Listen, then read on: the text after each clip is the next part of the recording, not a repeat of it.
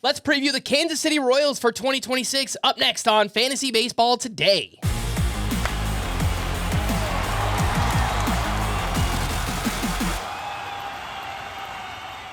Welcome to On the Beat, our mini team preview series we're doing here at Fantasy Baseball Today. I am Frank Stampfl, joined by Ann Rogers, who covers the Kansas City Royals for MLB.com. Make sure to give her a follow on X at Ann__Rogers and on Blue Sky AnnRogers.bsky.social. Let's jump into the Royals offseason. They have been pretty busy. They acquired Isaac Collins and Nick Mears from the Brewers.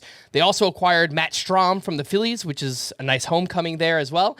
They also brought in outfielder Cameron Meisner and pitcher Mason Black, some smaller moves there. Signed outfielder Lane Thomas and reliever Alex Lang.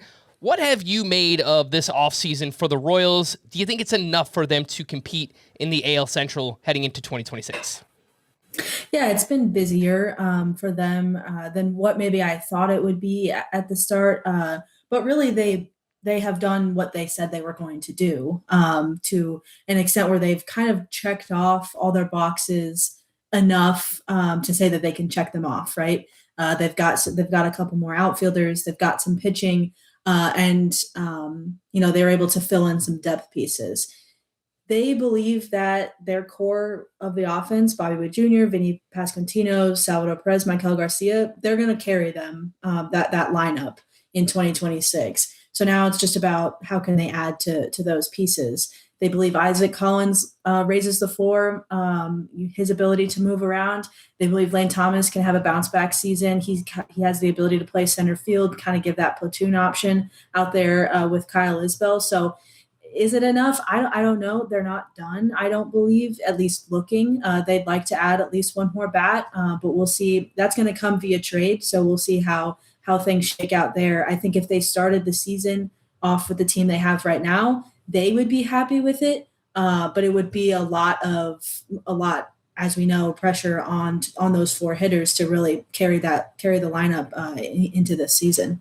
Yeah, this is a fun wrinkle to doing these team previews, is that the offseason is not over. There's still a lot that can happen. So we're just operating under the information that we have right now. And again, things could still change. I didn't prep you for this one, so I'll just kind of filibuster a little bit and let you think about it. The lineup, you mentioned that they have some big names there and obviously a key core.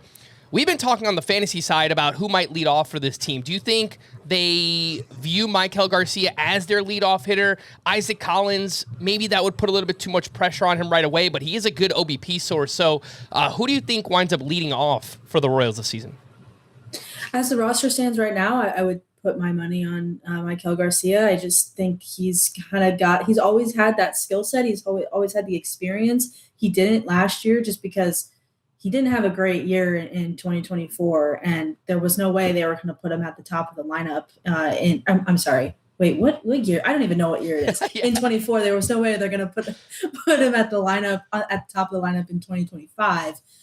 They had Jonathan India there. That didn't work out quite as well. I don't foresee Jonathan India being the steadfast leadoff hitter to start 2026. I could see him getting back up there if he performs. So I don't know if that answers your question. It's kind of a little bit up in the air. I could see Isaac Collins doing it later in the year for sure. So we'll I think performance will matter there quite a bit, but to start the year, I would bet Garcia is up there. I think we have all kind of operated under that assumption too, and I love the steps forward that Michael Garcia took last season. I think he actually could get better here in 2026 as well, so very excited about him. We have one, or I guess I've already asked you some, but our one big fantasy question for the Royals here. It's kind of a two-parter. Over the past 3 years, Salvador Perez has caught around 90 games per season. He started to make more appearances at first base and DH, trying to keep those legs fresh. Obviously, he's getting older. The Royals have themselves a nice problem here with the emergence of prospect Carter Jensen. So, how much do you think Salvador Perez catches here in 2026? And will there be enough playing time for Carter Jensen to play every day as well, whether those guys are splitting DH, catcher, whatever it might be?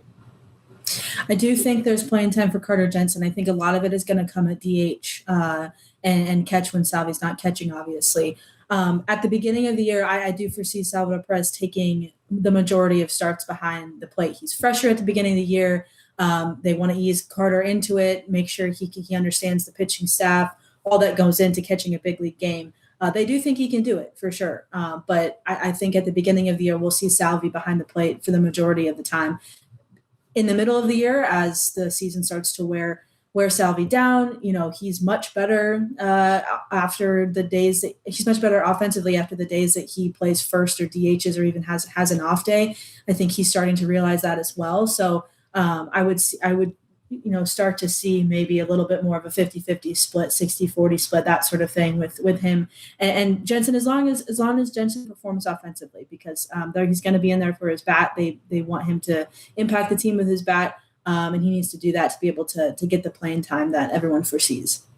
Yeah, so in fantasy, a lot of our leagues are 2-catcher leagues, so 12 different teams starting 2 catchers, and so we go pretty deep into the catcher pool, and we're pretty excited as a community for Carter Jensen this upcoming season. So hopefully he does get that playing time, whether it's at catcher or DH in 2026. Yeah. Let's take a quick break, and we'll be back right after this. When you need your sports news all the time, we've got breaking news to bring to you. CBS Sports HQ gives you a snapshot of all the sports that matter to you. When you need your sports in a snap, find it on CBS Sports HQ, streaming free anywhere you are. Welcome back in. We are previewing the Kansas City Royals here with Ann Rogers, who covers the team for MLB.com. And I asked you for a sleeper beforehand. You gave me a very interesting name out of the bullpen. Who is that? Yeah, I was trying to give some intriguing names. Alex Lang, he's coming off of an injury-riddled year with the Tigers. The Royals signed him to a 1-year contract. He's also arbitration eligible for another year after that, so it comes with 2 years of control. Signed him to a cheap deal, $900,000, I believe, and just kind of see if he can get back to what he was with Detroit a couple of years ago. I think if he does get back to that, that's why I chose him as my sleeper. He's got a ton of strikeout stuff, really good at the back end of the pen, pairing with, who the Royals have already. I think he could be a sneaky good signing as long as he's healthy and is able to get that stuff back. He's also a Kansas City native, so I think that adds a little bit of juice to some guys, especially with as Midwest, as local as this team is. So we know Carlos Estevez was great last season. He led baseball in saves.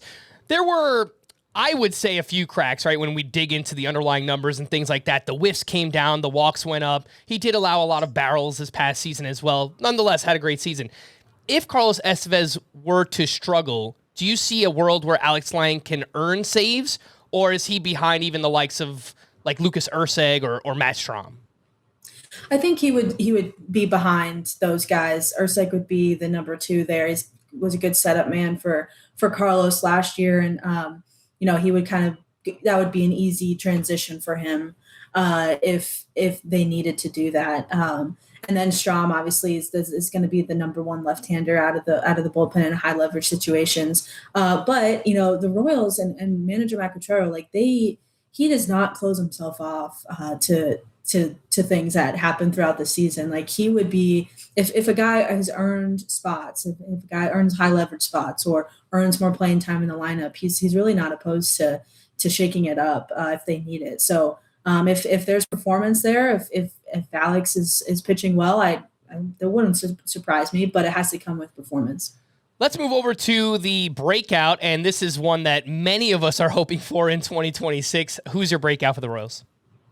Yeah, I don't think I'm surprising anybody with this one. Jac Caglianone is my breakout pick.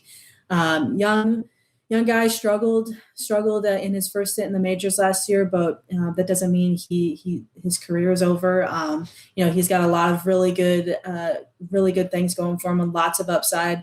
And I think the Royals are really going to depend on him for a quote unquote that impact bat going into 2026. So really excited to see kind of what he learned from 25 going into the offseason. He had a long list of things he wanted to work on. I was talking to him in September. It's already starting to get that list together and get after it this offseason. So we'll see if that comes to fruition. And the Royals are committed to using Caglianone in the outfield, right? Because Honestly, I mean, there aren't too many spots left, right? It's like Vinny P is at first base and Carter Jensen, Salvador Perez, catcher DH. So they're pretty much just committed to him learning and making it work in the outfield, right? I think so. Yeah. I can think you can pencil him in as the roster stands now as your starting right fielder. They'll probably platoon him for a little bit, see where the performance goes, but he's going to be out there. He can come into first base if he needs to.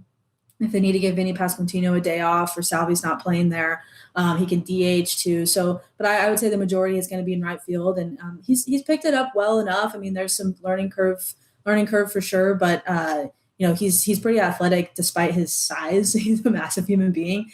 So I think they're optimistic he can continue to learn out there, and that's a big deal for a team that has really looked for an outfielder for a very long time. All right. Big thanks to Ann Rogers, who once again covers the Kansas City Royals for MLB.com. She does a great job there. Make sure to give her a follow on X at Ann__Rogers and on Blue Sky AnnRogers.bsky.social. For more extensive fantasy baseball coverage, listen to our full-length podcast, Fantasy Baseball Today, on Spotify, Apple Podcasts, or anywhere else podcasts are found. Thanks for listening to our On the Beat team preview series, and we will be back again tomorrow. Bye-bye.